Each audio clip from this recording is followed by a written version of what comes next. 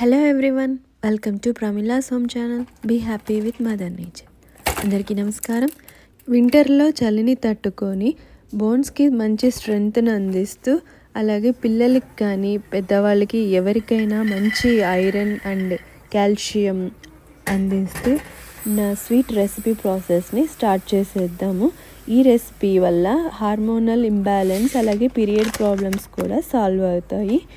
ఇప్పుడు ఒక కప్పు కానీ ఒక మెజర్మెంట్ సైజు ఒక గ్లాస్ కానీ తీసుకొని ఆ గ్లాస్తో 3 గ్లాసుల నువ్వులని వేయించుకోవాలి. ఒక బ్యాచ్ వైజ్గా కొంచెం కొంచెంగా వేయించుకుంటే అవి దూరగా బాగా వేగుతాయి. సో అలా కొంచెం స్లోగా మీడియం ఫ్లేమ్లో వేయించుకుంటూ అవి చిటపట అనేదాకా వేయించుకోవాలి. అవి బాగా వేగిన తర్వాత పెనం మీద నుంచి పొడి ప్లేట్లోకి పోసుకొని ఆరబెట్టుకోవాలి. ఈలోపు 3 గ్లాసుల నువ్వులు తీసుకున్నాం కదా, సో 1 గ్లాసు పల్లీలు తీసుకొని అవి కూడా మంచిగా దూరగా వేయించుకొని ఇలా ఒక ప్లేట్లో తీసుకొని ఆరబెట్టుకోవాలి.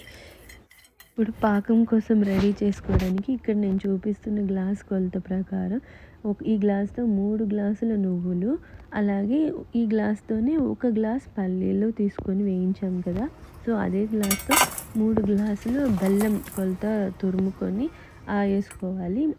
3 గ్లాసులు అయితే సరిపోతుంది, ఇంకా కొంచెం ఎక్కువ కావాలంటే వేసుకోవచ్చు, అది స్వీట్ మీ చాయిస్. సో ఇప్పుడు కొంచెం వాటర్ పోసి బెల్లాన్ని మరిగించి పాకం పట్టుకున్నాము. ఒక్కోసారి బెల్లం పట్టి కూడా అది అది చిక్కీ కానీ అది ఇట్లా క్రంచీగా మీరు తుంచిన వెంటనే కరెక్ట్గా విరిగి స్టిక్కీగా లేకుండా బాగుంటుంది. బెల్లం కొంచెం ఇట్లా కలర్ డార్క్ ఉన్న బెల్లంని సెలెక్ట్ చేసుకోండి. అలాగే పాకం కూడా కరెక్ట్గా ఇలా వేసామంటే మరీ సన్న తీగ పాకం కాకుండా మరీ ముదిరిపోయిన పాకం కాకుండా ఇలా ఇప్పుడు చేత్తో పట్టుకుంటే ఇలా ముద్ద కట్టి వస్తుంది కదా, అలా అయిందంటే పాకం కరెక్ట్గా ఉన్నట్టే. ఇప్పుడు మనం రెడీ చేసి పెట్టుకున్న పల్లీల్ని నువ్వుల్ని కలిపేసుకొని తిప్పేసుకోవచ్చు. కావాలంటే ఇప్పుడే ఎలాచీ పొడి కూడా వేసుకోవచ్చు, బట్ నేనైతే వేయలేదు. పల్లీలు పొట్టు తీయాల్సిన అవసరం లేదు. మరీ పొట్టు తీయాలి అంటే లైట్గా తీసేసి వాటిని స్ప్లిట్ లాగా వేసుకుంటే కూడా బాగుంటుంది.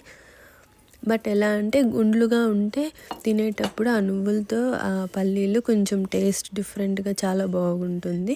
సో నేను అందుకని ఎక్కువ పొట్టు తీయకుండా అలాగే వేసేసాను.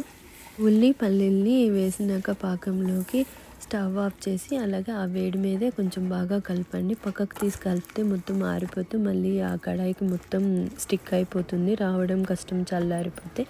సో వేడి మీదగానే ముందుగా గ్రీస్ చేసుకున్న ప్లేట్కి ఇలా వేసి మొత్తం మీరు ఫ్లాట్గా కూడా చేసుకోవచ్చు, బట్ నాకు అట్లా ఎక్కువ చిన్నప్పుడు మా గ్రాండ్ పేరెంట్స్ చేసిన ఇది కావాలని చెప్పి సో నేను అట్లా మౌల్డ్ షేప్గా ఏం చేయాల, కాకపోతే కోల్డ్ వాటర్తో కొంచెం ముందుగానే తడి చేసుకొని ఉండలు చేసుకోవచ్చు. మీకు ఇలా బార్ లాగా పల్లె చిక్కీ లాగా కావాలి అంటే ఒక బటర్ పేపర్ మీద చపాతీ రోలర్తో రోల్ చేశారంటే వేడి మీద కానీ అప్పుడే వచ్చేస్తుంది షేప్. ఇలా మీరు టైట్ కంటైనర్లో స్టోర్ చేసి పెట్టుకుంటే ఈవినింగ్ పిల్లలకి స్నాక్స్ గాను అలాగే స్కూల్కి కూడా స్నాక్స్ గాను ఇవ్వచ్చు. చాలా మంచి ప్రోటీన్ రెసిపీ. మీరు కూడా ట్రై చేసి ఎలా వచ్చిందో నాకు కామెంట్ చేయండి. అండ్ అలాగే please support and thank you. Like, share, subscribe. Thank you for watching.